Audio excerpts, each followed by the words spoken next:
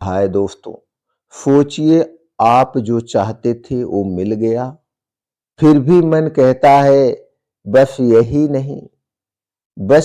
नहीं कुछ और चाहिए। भगवान गौतम बुद्ध कहते हैं जिसकी इच्छाएं खत्म नहीं होती उसका दुख कभी खत्म नहीं होता है।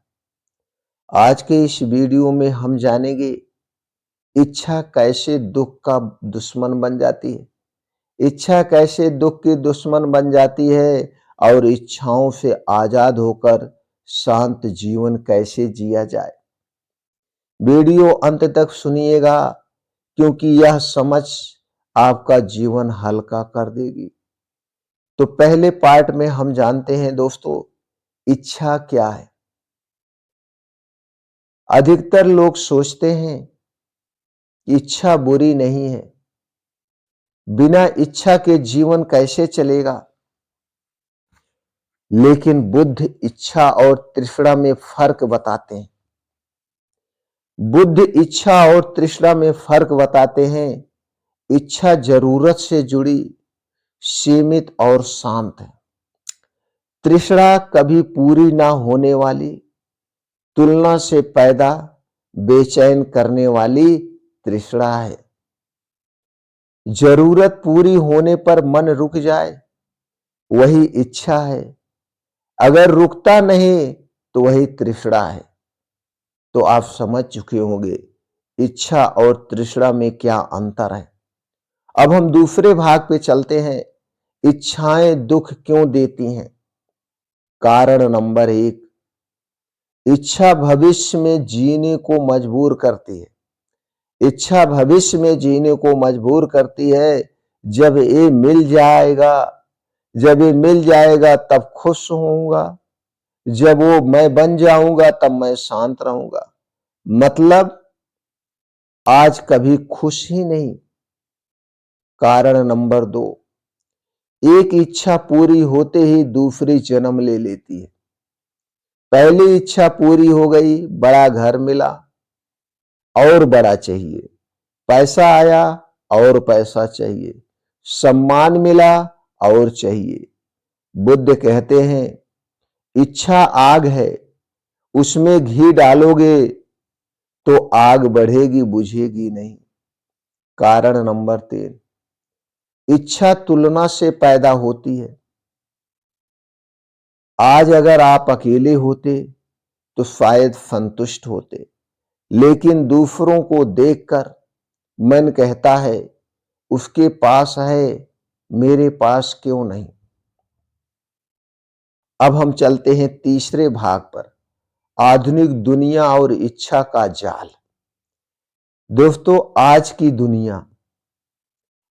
दुनिया इच्छा पर टिकी है।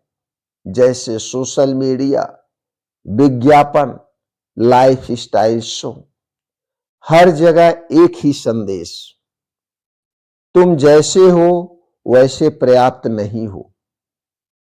और यही विचार अंदर से तोड़ देता है।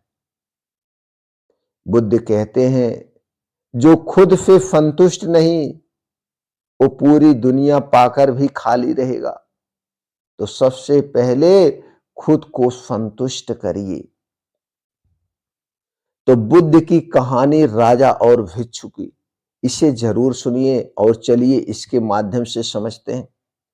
एक राजा ने एक भिक्षु से पूछा, मेरे पास सब कुछ है फिर भी मेरा मन अशांत क्यों है?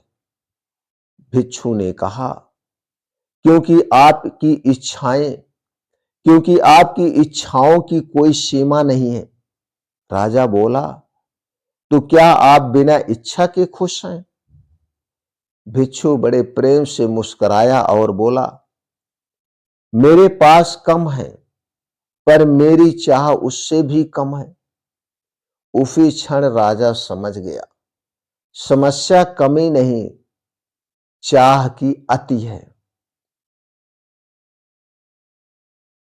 दोस्तों, अब हम समझते हैं बुद्ध का समाधान कैसे है, इच्छा से मुक्ति हमें कैसे मिलेगी।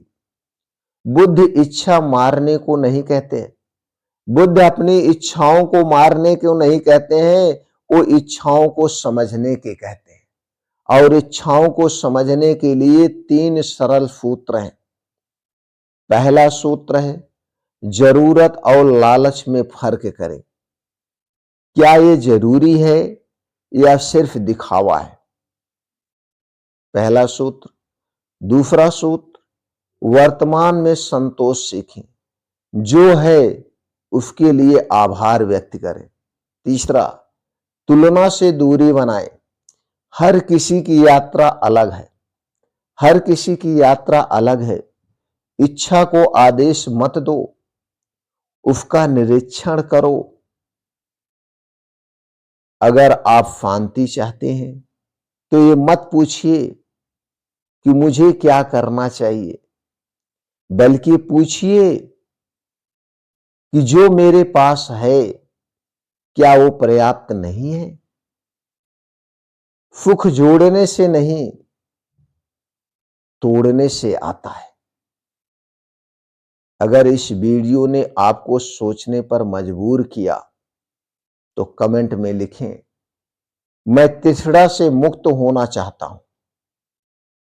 वीडियो को लाइक करें, चैनल को सब्सक्राइब करें। अगला एपिसोड आने वाला है क्रोध, जो हमारे जीवन का धीमा जहर है, धीमा जहर है। और कमेंट में जरूर लिखिए, कमेंट में जरूर लिखिए, मैं तृष्णा से मुक्त होना चाहता हूं। नमो बुद्धाय दोस्तों।